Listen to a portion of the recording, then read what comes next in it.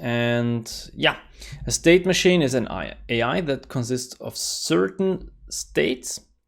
And these states can be idle, chasing the player, attacking the player, fleeing from the player, and so on. But they can really be anything. So yeah, state machines, they consist of states. Who would have guessed? I mean, totally not implied by the name. Now, the second thing that they consist of are conditions which change the state. And we're going to look at that right away with an example. Now, let's say we want to program a turnstile. So you know these things. They're at the entrance of very important buildings, or if you want to go to a toilet, in a public toilet in some buildings, you need to put in a coin and then it lets you through. Now, the state machine for one of those turnstiles might look something like this. So you have a locked state and an unlocked state. If the state machine is in the locked state, and you put in a coin, it switches to the unlocked state. If you put in another coin, it stays unlocked. But if you push it, so if you go through it, it becomes locked again. And then once again, you need to insert a coin. If you don't insert a coin, it stays locked. And if you push it, it stays locked. You won't get into the building. So that's a very simple state machine for this simple mechanism. Let's take a look at another example, shall we? Now, let's get into game development. And I'm sure you know these statue AIs where, for example, an archer is in the hallway, and as soon as you move next to it, it starts to shift a little bit and shoot an arrow at you. And maybe you then call out, "It's a trap! Who would have guessed?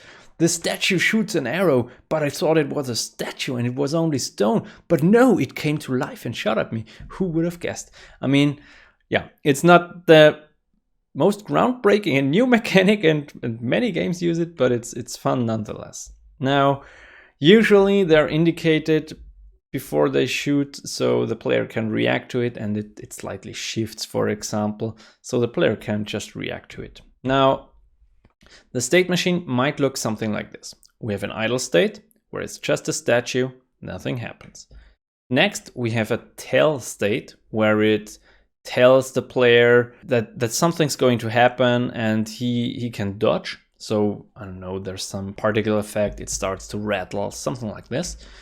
And then it shoots the arrow, and usually in the direction of the player or just straight ahead.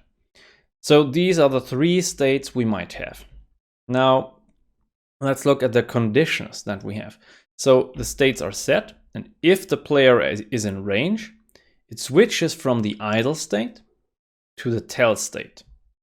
And after the tell animation is finished, where it rattles and a particle effect with dust is played, after that is finished, it shoots the arrow. Once it has shot the arrow, it might return to its idle state, where it just does nothing and stand around and look cool for the environment or something like that. That will already be the state machine. And then again, of course, if it's back in the idle state, it might again trigger at some point and shoot another arrow. All right, so let's get a little bit more specific and look at how we might code this stuff. So let's get back to the turnstile and look at the code that we need to implement a state machine. Now, first of all, we're going to need an enumeration. All right, so I hope you're familiar with enumerations. If not, I'll try to summarize it just shortly. An enumeration saves the state where the state machine is currently in. Now, this state machine can be in the locked state or in the unlocked state. And an enumeration is something like of a hybrid between an integer and a string. Now, that might sound strange. What I mean is, if you would save the state as an integer, nobody knows what it means if the turnstile is in the state 3, or if the enemy is in state 25. What does that even mean? Nobody knows. You could also use strings to save your states. If you save the enemy state in the string chasing, for example. That would work. However, it also has two downsides, because if you use a string to save a state, firstly, it's very easy to get a typo. So you miss a character or something, or uppercase, lowercase errors happen. And you would only realize that at playtime or at runtime, which is usually quite bad. Okay, so the next problem is that strings are rather imperformant if you compare them to one another. And that's another problem, because state machines are very often checked in the update function. So yeah, you might have a problem here. The thing is, enumerations combine these two things. You can't make an error because IntelliSense will tell you if something is misspelled. Also, you have, the state is called locked and not 7 or 8. So that's good. But in the background of C#, this is not saved as a string necessarily, it's rather an integer. And due to the fact that it's an integer, if you compare these states, it's very fast. So it's no problem to do this in the update loop, for example. Good. Okay, that's enums.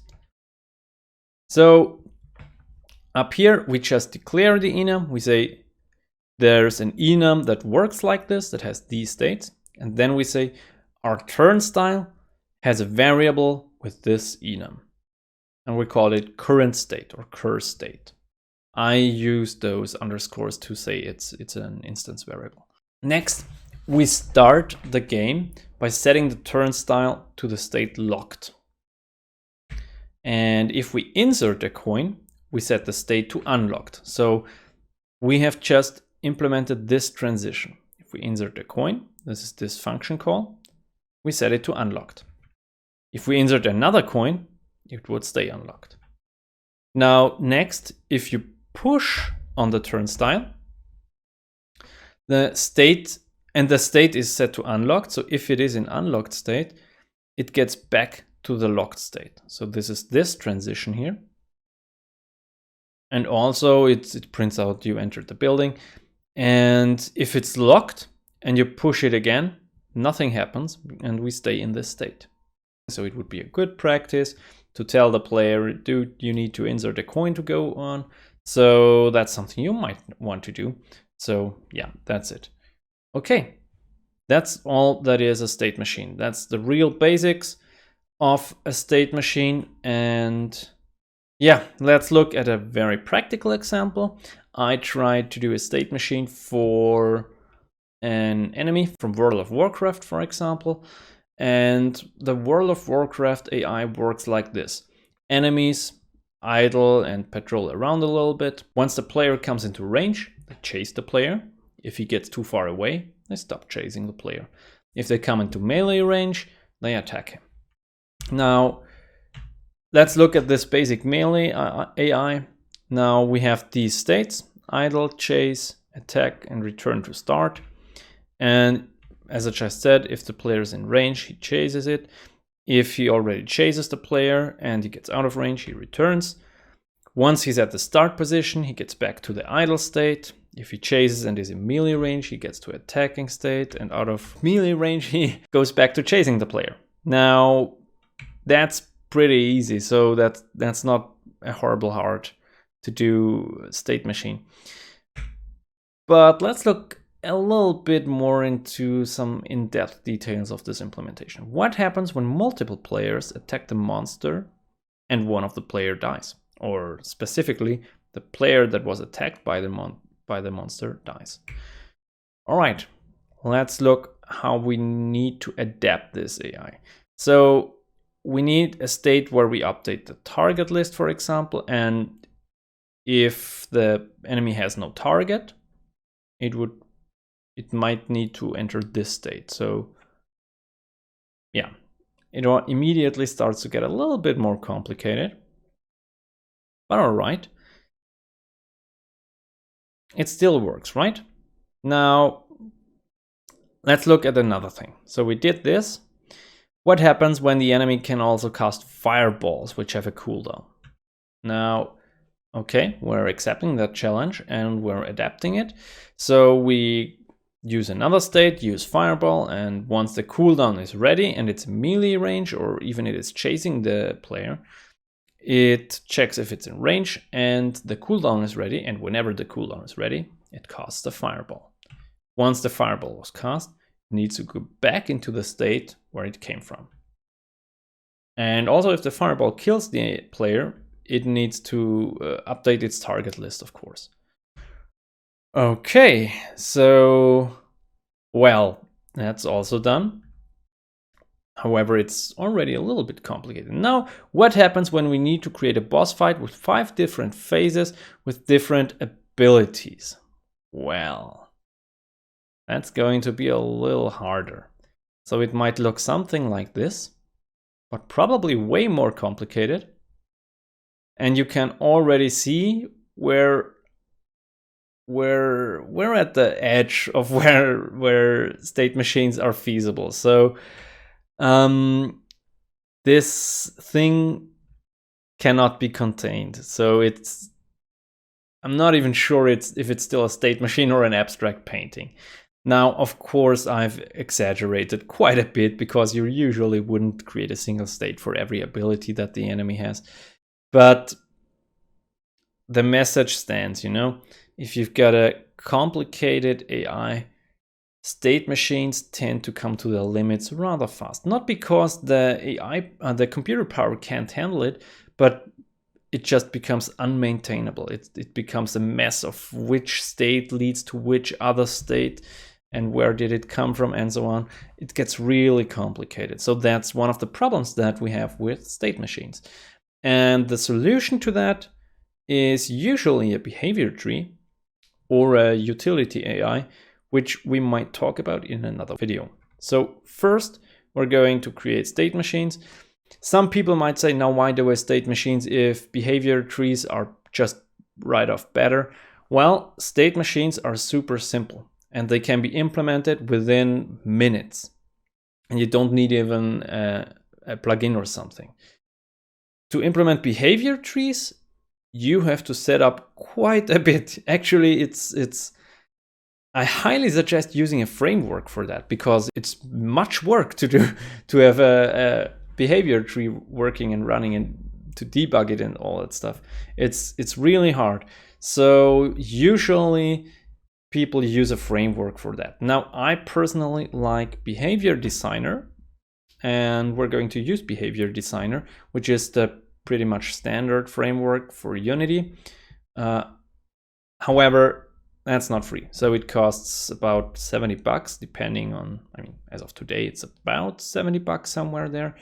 So it's not free, but I tried a few of the free things. They really can't stand up to it. So Behavior Designer is pretty much the standard framework for working in Unity. Right. Now, that was quite a bit that I've talked about here. I think it's about time we start doing something practical. Now, let's start coding and create our first rather simple state machine. I'll then tell you about a few of the problems that we might have in this approach and about a solution which is actually a very famous design pattern that might save some of those problems. So I'll see you in the next video, I guess.